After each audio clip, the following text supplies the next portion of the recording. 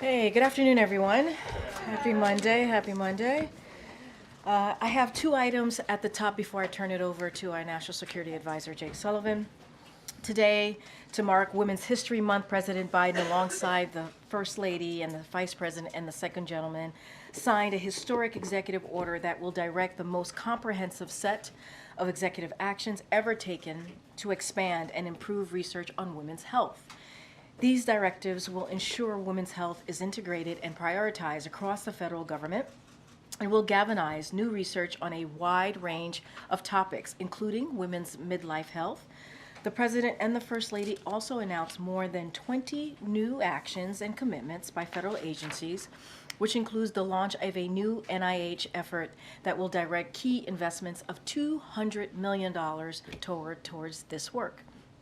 These actions also build on the First Lady's recent announcement that the Advanced Research Projects Agency for Health, Sprint for Women's Health, is committing $100 million towards transformative research and development in women's health. In his State of the Union address, the President called on Congress to invest $12 billion in new funding for women's health research, and he laid out his bold vision for transforming women's health research. And with today's announcement, he's keeping that promise. Now, second, today the White House Office of Public Engagement will convene a roundtable on President Biden's efforts to support Black men's health. This event will be moderated by Sharice Jones of USA Today and features actors Courtney B. Vance and Lamont Rucker, recording artist Raheem Devon, licensed psychologist Dr. Robin L. Smith, and public health analyst from the Substance Abuse and Mental Health Services Administration, Dr. Walker Tisdale. Since the start of his administration, President Biden has prioritized tackling the mental health crisis. In 2022, he released a comprehensive mental health strategy designed to strengthen system capacity, connect more people to care, and create healthier environments. To support this work and help advance how we transform mental health in the United States, the Biden-Harris administration launched 988 hotline, expanded community mental health centers, established new centers of excellence to help promote mental health. The Biden-Harris administration has and will continue to invest critical resources to expand mental health and substance use support to Americans, including through President Biden's proposed budget for fiscal year 2025. And with that, I'm going to turn it over to our National Security Advisor, Jake Sullivan, who has an update on the Middle East region.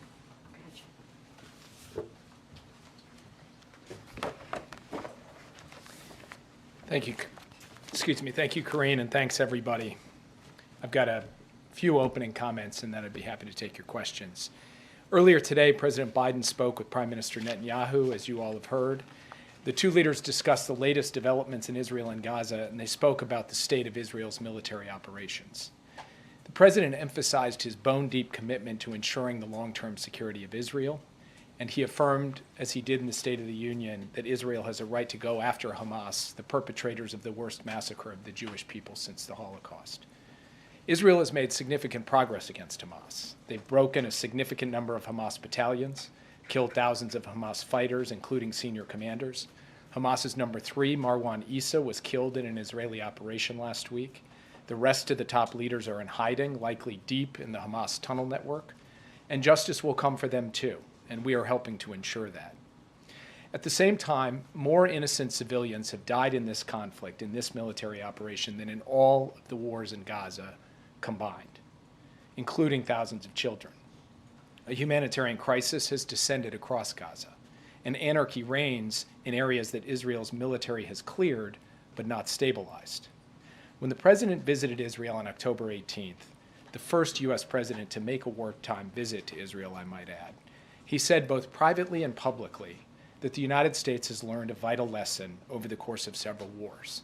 A military plan cannot succeed without an integrated humanitarian plan and political plan. And the president has repeatedly made the point that continuing military operations need to be connected to a clear strategic endgame. The president told the prime minister again today that we share the goal of defeating Hamas, but we just believe you need a coherent and sustainable strategy to make that happen. Now, Instead of pause to reevaluate where things stand in the campaign and what adjustments are needed to achieve long-term success.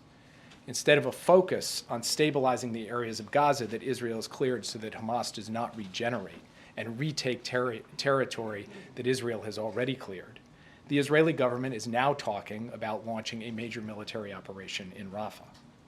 The President and the Prime Minister spoke at length about Rafah today. The President explained why he is so deeply concerned about the prospect of Israel conducting major military operations in Rafah of the kind it conducted in Gaza City and Khan Yunis. First, more than 1 million people have taken refuge in Rafah. They went from Gaza City to Khan Yunis and then to Rafah. And they have nowhere else to go. Gaza's other major cities have largely been destroyed. And Israel has not presented us or the world with a plan for how or where they would safely move those civilians, let alone feed and house them and ensure access to basic things like sanitation. Second, Rafah is a primary entry point for humanitarian assistance into Gaza from Egypt and from Israel. An invasion would shut that down, or at least put it at grave risk, right at the moment when it is most sorely needed. Third, Rafah is on the border with Egypt, which has voiced its deep alarm over a major military operation there, and has even raised questions about its future relationship with Israel as a result of any impending military operation. Now, the President has rejected, and did again today, the straw man that raising questions about Rafah is the same as raising questions about defeating Hamas. That's just nonsense. Our position is that Hamas should not be allowed a safe haven in Rafah or anywhere else. But a major ground operation there would be a mistake. It would lead to more innocent civilian deaths, worsen the already dire humanitarian crisis, deepen the anarchy in Gaza, and further isolate Israel internationally. More importantly, the key goals Israel wants to achieve in Rafah can be done by other means. On the call today, President Biden asked the Prime Minister to send a senior interagency team composed of military, intelligence, and humanitarian officials to Washington in the coming days to hear U.S. concerns about Israel's current Rafah planning and to lay out an alternative approach that would target key Hamas elements in Rafah and secure the Egypt-Gaza border without a major ground invasion. The Prime Minister agreed that he would send a team. Obviously, he has his own point of view on a Rafah operation, but he agreed that he would send a team to Washington to have this discussion and have this engagement. And we look forward to those discussions. The President and the Prime Minister also discussed the ongoing negotiations for an immediate ceasefire for several weeks in return for releasing hostages currently being held by Hamas and other militants in Gaza. We would look to build on that ceasefire into something more enduring and use the space created by a cessation of hostilities to surge humanitarian assistance at a vital moment. So far, this deal has been more elusive than we would have hoped, but we will keep pressing because we regard this as an urgent priority. As I've said before, Hamas could, of course, end this crisis tomorrow if it chose to do so. And as I've said before, far too little of the energy and the pressure to end this conflict has been applied to Hamas. We will keep pointing that out.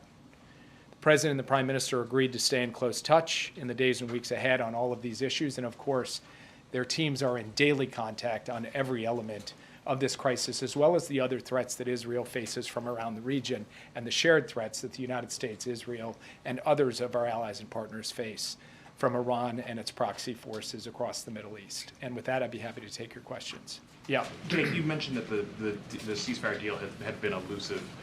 Understand that Hamas put a proposal forward. Is that still what you guys are working with, and is that still a live option at this point? Hamas has put a proposal on the table. This is after Israel, working with Qatar, Egypt, and the United States, had indicated a willingness to move forward on a 6-week ceasefire in return for the release of a number of hostages, leading to further phases from there, and Hamas having given us nothing for quite some time. And the last time I stood at this podium, I pointed out something I believe today. If Hamas just handed over the elderly, the women, and the wounded tomorrow, there would be a 6-week ceasefire. They've put a proposal on the table where they've added a series of other conditions as well. Now, the Israeli government has responded by saying they can't just accept that. They regard some of those conditions as going too far, but that's what a negotiation is about. So as we speak today, in Qatar, you have teams from Israel, Qatar, and Egypt sitting down and banging through those details to try to arrive at an outcome over the next few days where there is actually a deal. And we believe that those discussions are very live, that a deal is possible, that we should be able to achieve it, and that it is the best way both to get hostages home and to alleviate the suffering of the civilians in Gaza. And from our perspective, we, the United States, are going to keep pushing on that, and the President had the opportunity to discuss that with the Prime Minister today. And Jake, why did the President feel that this was an appropriate time for this delegation to come from Israel? And why did he feel that these conversations would succeed in ways that your outreach to the Israeli government have not previously?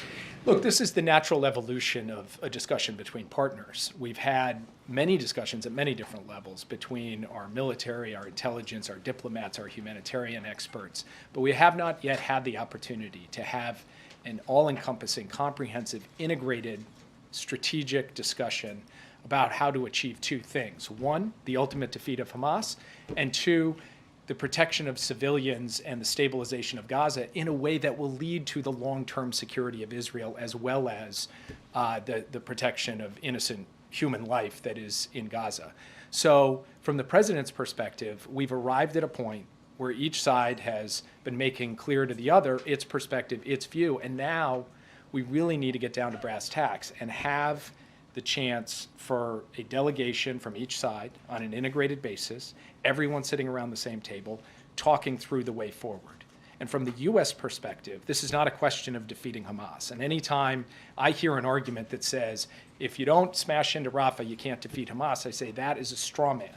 Our view is that there are ways for Israel to prevail in this conflict, to secure its long-term future, to end the terror threat from Gaza, and not smash into Rafah. That's what we're going to present in this integrated way when this team comes. We'll have it back and forth, and we'll let you know how that unfolds as we go forward. Yeah. Can you describe the tone of the call? There have been reports that they can be very tense, that they have ended abruptly. Can you sort of characterize what the tone was? And then also, did the President say that an invasion of Rafah is his red line?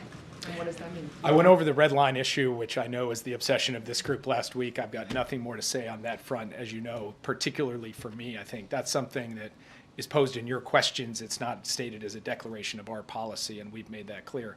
With respect to the call, I'm probably not the best person to, give a kind of assessment of body language and tone. I can confirm it did not end abruptly. It ended in a totally normal way when they had each gotten through all of their points.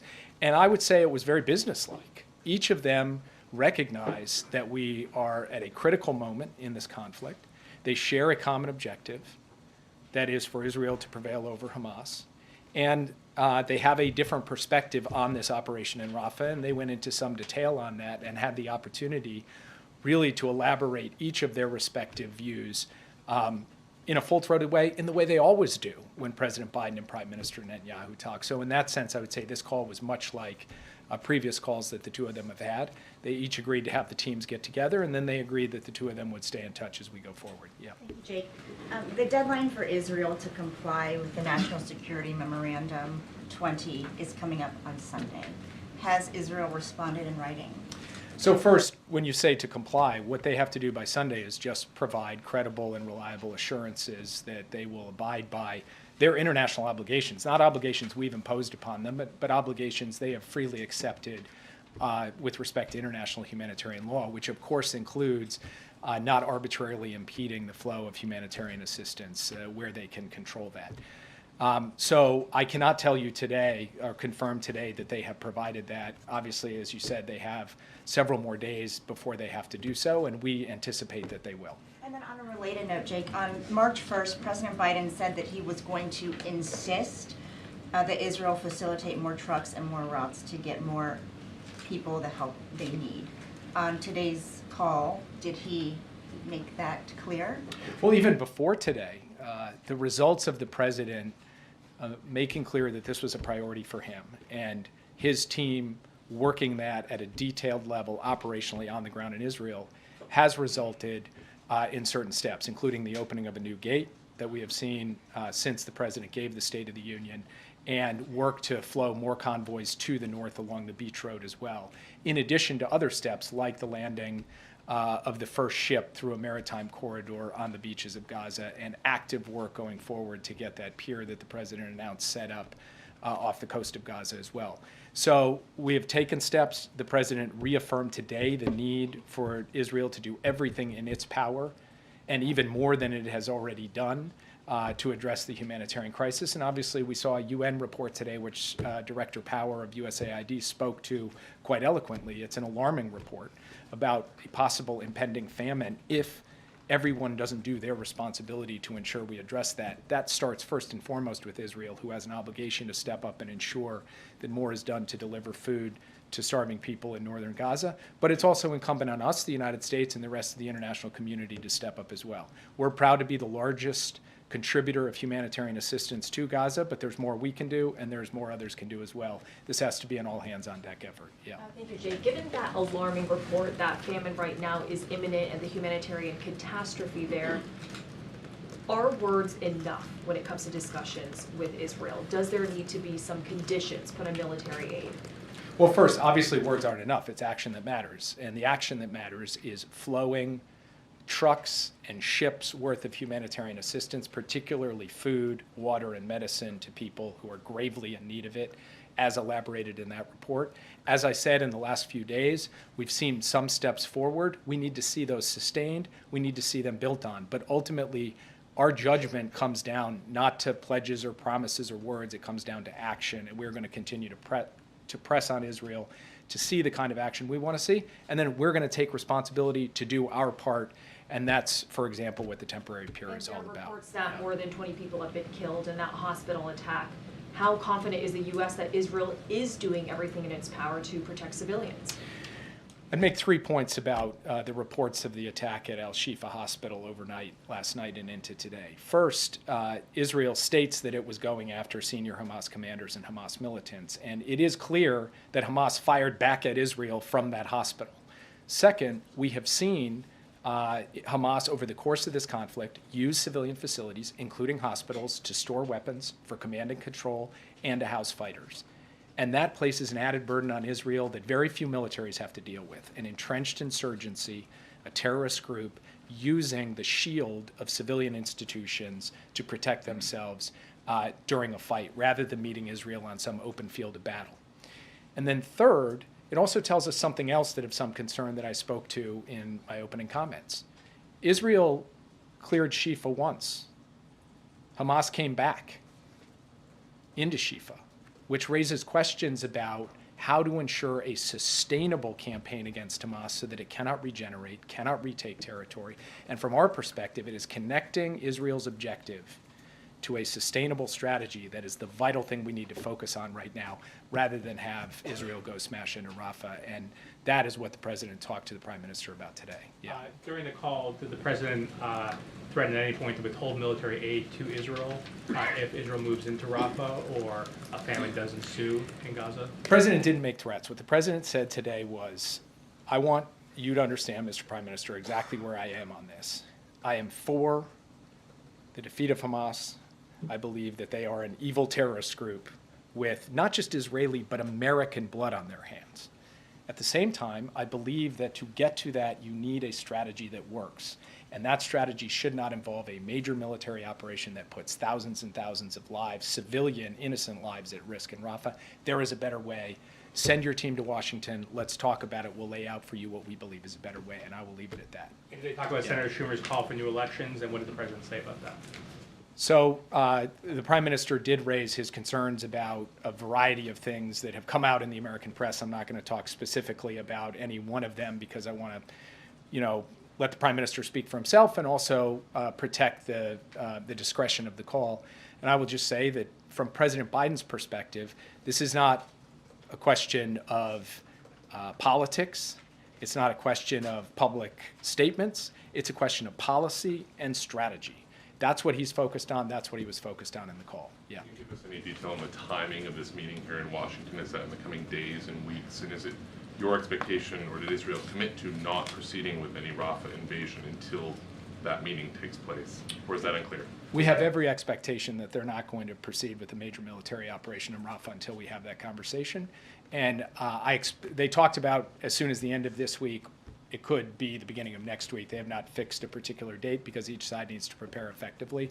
but within that time frame, not a longer time Sorry, frame. just to clarify, that's your expectation, or did they explicitly commit on the call to not proceeding with the Rafah operation? I'm not going to put words in their mouth on this. I don't want to do that. You can ask them, but I think you will find that when asked, they will indicate to you that they're not going to go ahead with this before we've sat down and talked this all through. Yeah. Jake, Vladimir Putin in a press conference spoke about a possible Navalny prisoner swap. He said he claimed they'd agreed to exchange Navalny for prisoners in the West on the condition that Navalny never come back to Russia. Can you speak to this? Was there any plan in place?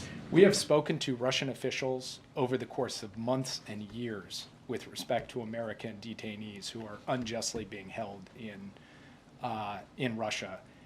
We have not heard a Russian official raise Navalny as part of a prisoner swap in any of those conversations. So if this is something they were interested in, it certainly sounds like they're coming to it quite late. In fact, too late, obviously, since he's no longer alive, because we did not hear that from them before.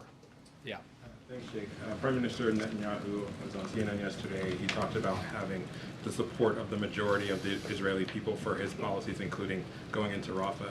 Is there more that the administration, the U.S. administration, needs to do to speak to the Israeli people directly so that they don't support this idea of going into Rafah now? Well, first of all, inherent in the question is a kind of an interesting irony, which is you have the Prime Minister speaking on American television about his concerns about Americans interfering in Israeli politics, and then your question is, should Americans be speaking into Israeli politics, which in fact we don't do nearly as much as they speak into ours.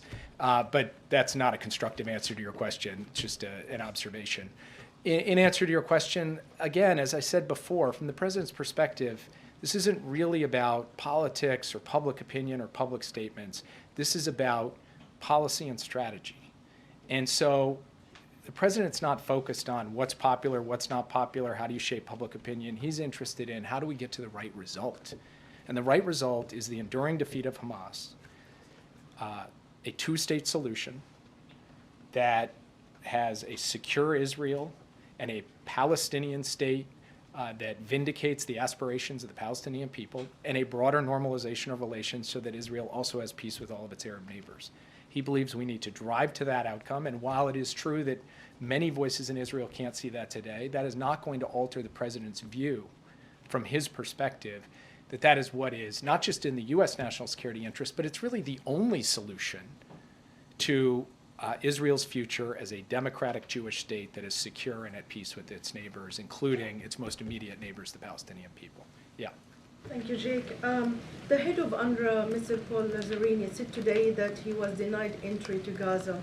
The day, which you mentioned the report, that northern Gaza is facing imminent famine. So is this an issue that you're raising with the Israelis? And on another question, there is 5,000, according to the ICRC, prisoners that's been missing. Nobody knows anything about them. They're being held by the Israelis, including doctors and journalists, and the arrest of one of our colleagues of Al Jazeera this morning as well. What can you do to push the Israelis to at least declare where are these prisoners so their families know where they are? Because most of them, according to our knowledge, are civilians. So with respect to Mr. Lazzarini's efforts to get into Gaza today, this is the first I'm hearing that he was denied access. Obviously, we'll inquire as to the circumstances of that. Second, with respect to the detention of an Al Jazeera journalist today, I've seen the reports. I saw them just recently before coming into this briefing room. I have not had the opportunity to raise that with my Israeli counterparts. We'll do so. Obviously, we believe that the protection of journalists and the capacity for journalists to do their jobs, even in difficult circumstances, even in war zones, must be protected. That's something this administration takes very seriously in all contexts. And then finally, we have regularly indicated to the Israeli government that they have a responsibility under international humanitarian law, not just with respect to the conduct of their military operations, but obviously with respect to the treatment of and access to prisoners in their custody. That's something that we will continue to remind them of as we go forward, even as we would also point out that the enemy they are fighting doesn't even come close to the same sport, let alone the same ballpark of caring a lick about anything to do with international humanitarian law. Yeah. After the State of the Union, the president was picked up on a hot mic saying he told Prime Minister Netanyahu they were going to have a come to Jesus moment. Given what you've said about their conversation today on the Rafah operation, was that this conversation today? I'm not going to characterize that on behalf of the president. I will just describe what happened in the conversation as I've done here today, and I'll let you all draw your own conclusions. Yeah. On the call at all? No comment. So why is that it seems so hard for this administration to stand up more firmly to Benjamin Netanyahu? He has been ignoring many of your requests. He's now threatening to launch an offensive in Rafah. And the answer from the White House so far has been pretty soft, and the U.S. are still sending weapons to Israel. So it seems like there is a big cautiousness from the White House. That seems more like a statement than a question. Yeah. I have another question on President Macron. What do you make of his position becoming more hawkish and saying that he might send troops, not excluding the fact that he might send troops to Ukraine? I can't speak for President Macron. Obviously, he continues to make his points publicly, and obviously has every right to do that. We've made our position clear, which is that we're not intending to send U.S. troops to Ukraine. President Biden actually reiterated that before the American people in the State of the Union, and we haven't wavered from that position. We're not wavering from it today. Yeah. Can you talk a bit about Niger? Niger yesterday suspended security cooperation with the U.S. Do you have any reaction? I think some of the things that they are saying is the U.S. Doesn't really approach them in the right way. They come with this arrogance, which is almost like a form of humiliation for the Biden administration. Do you have any reaction to the suspension of the security agreement with Niger? Well, you've seen what we've said on this subject, which is that we've seen the Facebook post from the CNSP, came out Saturday night. We're in touch with them. This obviously follows discussions we had with them about our concerns with their trajectory, and I'll leave it at that because those discussions with the authorities in Niger is ongoing. Yeah. Thank you so much. Coming back to Israel and the humanitarian situation in Gaza, we have now 1 million people faced with the risk of starvation, and aid is not getting in at the levels necessary to help those people. Who's responsible for that? And during this call, was there any kind of commitment from the part of the Israeli Prime Minister to let more aid come into Gaza? The Prime Minister indicated that he intends to push his government to have more aid come into Israel, but as I said to an earlier question, the issue is not statements or representations, it's action. It's whether more aid gets in. We've seen certain things over the past few days that represent steps forward, including the opening of this new gate, including other convoys that have gotten to the north, including throughput through Kerem Shalom and Rafah. But we've seen that before, and then numbers have dipped for a variety of reasons. Some to do with just the difficulty of moving aid around Gaza once it gets inside, as we've seen in tragic circumstances. And from our perspective, the key thing is that we need to flood the zone. We need to use every tool at our disposal, every land route, every possible number of trucks, as well as sea routes, as well as airdrops to get as much aid in as possible. Israel has a responsibility in this regard to facilitate the aid, and they can do more. The international community, including the United States, has a responsibility as well. We have done a significant number of things. We can do more. So from our point of view, this is an urgent undertaking, an urgent priority, and we will keep at it. Yeah. I have one on Russia and then a follow-up on Haiti, if possible. I know you said, when asked about President Putin's comments yesterday, that you hadn't heard of a Russian official raise Alexei Navalny as part of a prisoner swap. You said that they had come to the table too late. Is that a way of saying that negotiations for to release reporter Evan Gershkovich and Paul Whelan are not on the table? Are there any active efforts going on right now for that? We have had a continuous effort to secure the release of both Paul Whelan and Evan Gershkovich. We will continue until they are free. And that means regular communication at senior levels with the Russian Federation, making a series of offers, which we have done over time and will continue to do. So no, we have not slackened 1 inch in our zeal to get the two of them out. It remains an utmost priority of ours, and that work will continue, notwithstanding the tragic death of Alexei Navalny. Yeah. One more on Thank Haiti. The State Department announced this weekend that more than 30 Americans had been evacuated from Haiti, but they were evacuated from a northern city, not Port-au-Prince. And today the State Department said that more than 1,000 U.S. citizens have reached out asking about their options for departing the island. Are there plans for the U.S. to do more specifically out of the Port-au-Prince area? So first, my understanding is that more than 1,000 Americans have been in touch with the embassy to seek more information. Some number of those have asked for information about departing. Others have asked for information about how to remain safely, or if they choose to depart in the future, how they might do so. So the 1,000 is really a broad universe that encapsulates a number of different categories. Second, as you noted, we did have our first evacuation flight out of Cape Haitian. More than 30 U.S. citizens were on it, and we will look to continue to operate out of Cape Haitian for people to be able to leave from there. And then third, of course, if we determine that there is a secure way to move American citizens who want to leave Haiti out of the Port-au-Prince airport or out of some other route, we will do so. There's active planning for that. There's active analysis of the risks of doing so, but we will stay in close touch with every American citizen who wants to be in touch with us in Haiti and continue to look for options to ensure their safe passage out of the country should they choose to leave. Yeah. Why did President Biden wait so long? Why did he let 32 days pass between phone calls with Prime Minister Netanyahu? Well, so first of all, our teams are in contact every single day at every level. President Biden gets a daily, twice daily, sometimes 9 times daily update on what is going on. And he reserves his calls for the Prime Minister for when he believes there's a key strategic moment that needs to come forward. That's point one. Point two, Prime Minister, of course, knows how to reach President Biden. If the Prime Minister felt he needed the President for some reason, he would have picked up the phone and called. And of course, in the last 32 days, President Biden has never declined a phone call from Prime Minister Netanyahu. So this is pretty much the normal give and take of two leaders, both operating their governments, both operating their foreign policies, both working with their teams. And then at a key inflection point in the dialogue between the two sides coming together and talking. I wouldn't make more of it than that. And there's a report that when President Biden was told his handling of the war between Israel and Hamas was starting to affect his poll numbers, the quote is, he began to shout and swear. So when he does that, is he shouting and swearing about Netanyahu or about Hamas or about his poll numbers? This is the when did you stop beating your spouse question, because I don't think he ever did that. And so, well, you use that as the premise of your question, which is when he does that. I've never seen him do that, shout or swear in response to that. So from my perspective, that particular report is not correct. Yeah. What can you tell us about this temporary pier, the timeline for it, how it's going to be secured, how soon aid may be available to those sea routes you're talking about?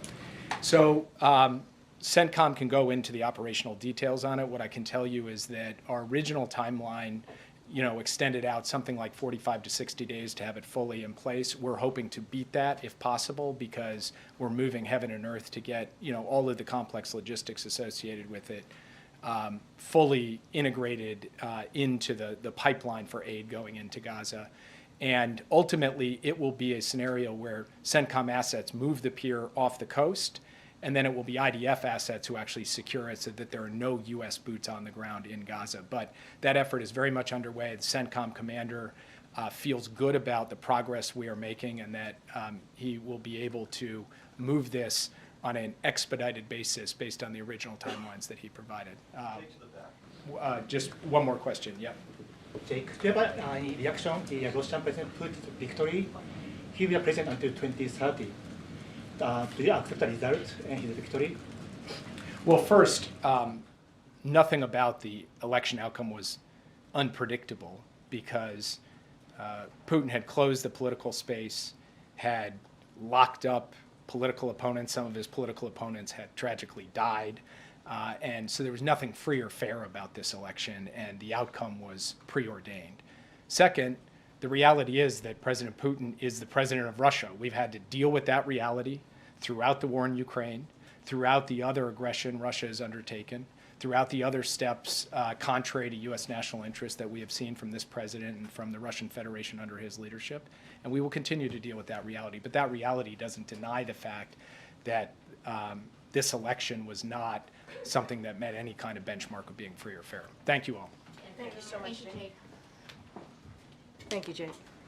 All right, Chris. So I have a question about budget discussions over the weekend.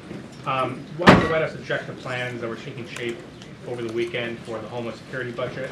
And what do you want to make sure gets included in the final legislation? And last thing, how close are you at this point, do you think? So, look, I'm not going to talk about reporting regarding ongoing negotiations. Going to be super careful talking from the podium here. One thing that I will make clear is that DHS needs a bill that adequately funds operational pace, right? And we have seen during this past fiscal year, and that is what the administration is fighting for. We want to make sure that they have the operational funding to do the job that they need to be doing. And that is what I can say. And I want to also add is, let's not forget the past 10 months here. DHS has removed and returned more people than during every fiscal year since 2013. So they have maximized their operations. They have done the work to do what they can at the funding levels that they currently are operating in. And we want to do everything that we can to make sure that they have that operational pace. So I'm not going to get into negotiations from here. So it sounds like we're talking about the issue is a dollar figure. The White House wants more money than being offered. Just going to be super mindful and not negotiate from the podium, but obviously we believe that DHS needs additional funding.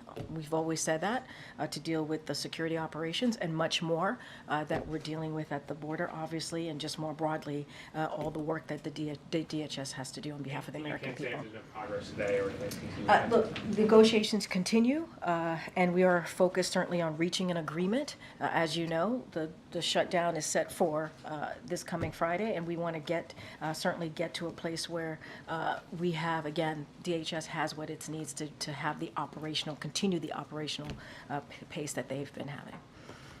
Thanks, Karine. As the Supreme Court considers the case about social media, disinformation, misinformation, can you talk about what the administration believes is at stake in this case? I'm going to be super mindful. It's an ongoing case. I'm just not going to comment. Would have to refer you to Department of Justice. We've been pretty consistent on this over the past year or so I'm just going to be really mindful on that. And then I have a leftover Israel-Hamas question, Yeah, sure. because over the weekend the president talked about the importance of the freedom of the press. Yeah. He toasted them at the Gridiron dinner. Has he or anyone in the administration pushed Israel to allow foreign media into Gaza to cover it? So look, as Jake said, there's continuous conversation that we have with the leadership of the Israeli government. I don't have anything to share on that particular question. You heard directly from the president as it relates protecting the freedom of the press, protecting journalists. We've always been very clear about that. The president has spoken to that numerous of times. I can't speak to that particular conversation on that issue. We want to make sure, right? We want to make sure that freedom of the press is respected, that journalists are protected, and so that is something that the president has had conversation with leaders over the past 3 years as it relates to that, as it relates to obviously humanitarian issues as well. We've always had those conversations. It doesn't matter if it's our allies or friends or whoever it is. We've always been pretty consistent. But I can't speak to any direct conversation that the president has had on that issue. What are the remaining sticking points on the DHS funding bill? And some Hillaids say that the White House came in at the 11th hour. Did the White House step in too late? I mean, look, let's be very clear here and take a step back. When it comes to funding the government, that is something that is the basic duty of Congress, is to do that, right? It is their job to keep the government open. It is something that Congress has to do on behalf of the American people. There are critical programs that Americans need, that American families need. The DHS funding, more specifically, as what is obviously being discussed, is important, right? For DHS to do the work that they're currently doing as we think about the border, as we think about the immigration system. So it is their job, it is their duty. I'm not going to speak into timeline as to when we started to have conversations with them. I'm not going to speak to negotiations that are currently happening. Certainly not going to do that at the podium. We believe it is critical and important to continue the operational pace that DHS needs to do their job. Obviously, we've been pretty consistent as well over the last 3 years asking for additional funding. And so I'm just going to be really mindful and not negotiate from the podium. Thanks, Karine. Does the administration still have close contact with social media companies, and in specific, are there still communications about removing misinformation? Look, I'm going to be, I know there is currently SCOTUS, well, I don't even know if it's happening right now, but there's this particular Missouri case. I'm going to be super mindful, super careful, and not to answer a question that is, you know, adjacent to what's happening with this particular case. I don't have any conversations to speak to or to lay out to you about conversations with social media. Obviously, the president tries to communicate with Americans and meet them where they are. You see this. You see us do that pretty consistently. I just want to be super mindful as there's an ongoing case happening at this time. Speaking about the particularities of the case, more broadly, can you talk about the administration's concerns on the kind of misinformation that's on social media? We've been pretty consistent about the importance of, you know, it is the responsibility of social media to make sure that what is on their platform is, you know, is not misinformation, not disinformation. We've been always very clear about that. I just don't have conversations to lay out or to speak to, but we've been pretty consistent for at least the past couple of years on that. That's great. A temporary pause on SB4, the controversial Texas immigration law, is set to expire at 5 p.m. today if the Supreme Court doesn't take action. What is the administration's plans if that does go into effect? So a couple of things. Going to be really careful not to comment on well, not to comment beyond what the DOJ filings have laid out, so have shared with all of you. So I'll say this: I will point out that Department of Justice makes clear that SB4 is flatly inconsistent with the Supreme Court's decision in Arizona v. United States in 2012, and more than a century of additional precedent. But generally speaking, SB4 is just another example of what we have seen from the governor of Texas, Governor Abbott, attempting to politicize what's happening at the border, politicize obviously what's happening with the immigration system. And so, look, the president's going to be focused on making sure that there's significant policy changes and resources we need to secure the border. And so that is why he's going to continue to call on congressional Republicans to pass the bipartisan border security agreement that came out of the Senate just a couple of months ago, an agreement that was supported by the Border Patrol Union, U.S. Chamber of Commerce, and that we worked on for months. And we believe that is going to meet the needs that we have with the border challenges and deal with some real immigration policies. Outside of that, I don't have anything else to share, but clearly the Department of Justice has been very clear on their filings on SB4. Good. Thank you so much. A domestic question, then 2 quickies on foreign adversaries. First of all, what is the White House planning for Iftar this year? And what is your message to Muslim Americans about this particularly difficult year? So look, we are going to, I don't have anything to share about an event as it relates to Iftar. What I can say is that we've been very consistent and very clear that this conflict is personal and painful for many, and the president has been clear on that. We have been clear from this podium. He respects all Americans to speak out and for their voices to be heard, as long as it's peaceful, obviously. But we understand that it is a painful time for a number of communities. As you know, we've had White House senior White House officials meet with members of the different communities, whether it's Arab, Muslim, Palestinian communities, to talk about their views, to voice their concerns, and we welcome that. I just don't have anything to share on any events or beyond that. Okay, so Pakistan conducted 2 airstrikes over what they say are militant hideouts in Afghanistan. Was the U.S. consulted on that? Were these coordinated attacks? And are you concerned about the potential for violence escalating in that region? And then a quickie on South Korea when I'm done. North Korea. A quickie. All right. On Pakistan, just a couple of things that we do want to share with all of you. We are aware of the report, obviously, that Pakistan carried out airstrikes in Afghanistan in response to attack in Pakistan on Saturday at a military post. We deeply regret the loss of life and injuries sustained during the attack in Pakistan. and the loss of civilian lives during the strikes in Afghanistan. We urge the Taliban to ensure that terrorist attacks are not launched from Afghan soil. We urge Pakistan to exercise restraint and ensure civilians are not harmed in their counter-terrorism efforts. We urge both sides to address any differences through dialogue. We remain committed to ensuring that Afghanistan never again becomes a safe haven for terrorists who wish to harm the United States or our other partners or allies. So we've made that very clear, and we're going to continue to be consistent. South Korean reports that North Korea sent 7,000 containers of munitions to Russia, and if so, what are the consequences of that? So I don't have anything, I have not seen those reports, so don't have anything to share on that. I want to be really mindful and careful on that one. Okay. Okay, thank you. Can you give us an update on the President's review of the China tariffs, whether that's nearing a decision point?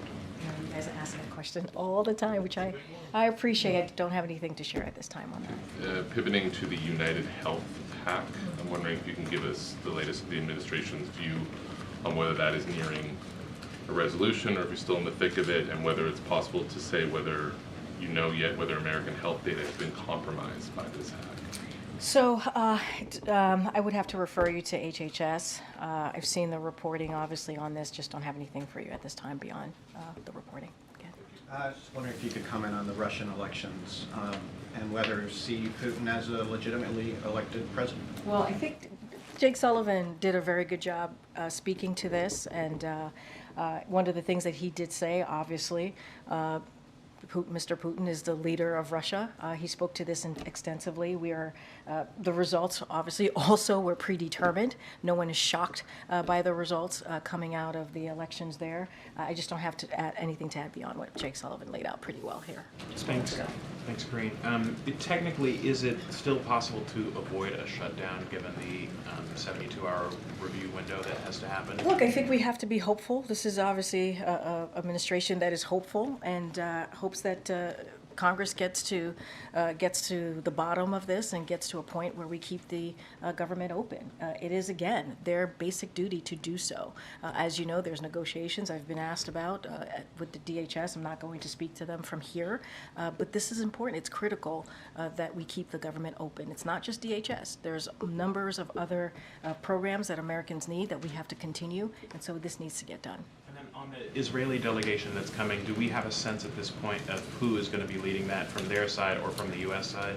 I don't have anything more to share on that. Obviously, as we get to a point where we're able to share more information on that, when that meeting's going to happen, who will be part of that meeting, we'll have more to share. I just don't have anything, any further details than what Jake shared from here earlier. And is it fair to understand from the detailed engagement that Biden is having with Netanyahu and with his government that this means that President Biden feels that the government is legitimate and should continue, and that engagement with them can bear more fruit than it has in the past? Say that legitimate.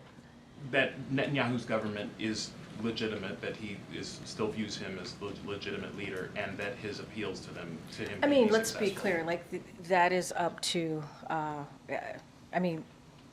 Bibi Netanyahu is the Prime Minister of Israel. Like that is something that we know, right? That is something that is fact. That doesn't change anything. That is the reason why we've been in constant communication with the Israeli government from all levels, right? And so that has not changed, right? That is as far as. I asked because Schumer suggested that maybe should not longer. Look, that is something for, as it relates to any elections or anything like that, that's up to the Israeli government, right? That is something for them to decide. I can't speak to that. What I can speak to is the president and his involvement and his engagement. I think it's important that he had this conversation with the prime minister today about Rafah, about how we move forward. And so, Jake Sullivan did a really good job laying that out, what that's going to look like, how that conversation went. The president doesn't want to see a military operation go into Rafah. He's been very clear about that. He wants to make sure that innocent lives are protected, and it has to be done in a way that we don't see Palestinian lives, lose any more Palestinian lives. But understanding that Israel has to go after Hamas, right, a terrorist organization. We understand that. So there's going to be a conversation with both sides, obviously. It's going to happen. But I just don't have anything else to share further from that. Thanks, Karine. The president has quite a bit of travel this week. I was hoping you could tell us a little bit about what he's doing beside his political activity, as well as how he's going to be engaged with these ongoing negotiations to make sure there's not a shutdown. So look, I'm going to answer your, talk about the last part of your question first. Obviously, the president's always engaged, always communicating with his team. It doesn't matter where he is, if he's at the White House or anywhere else in this country or the world. He's president wherever he is.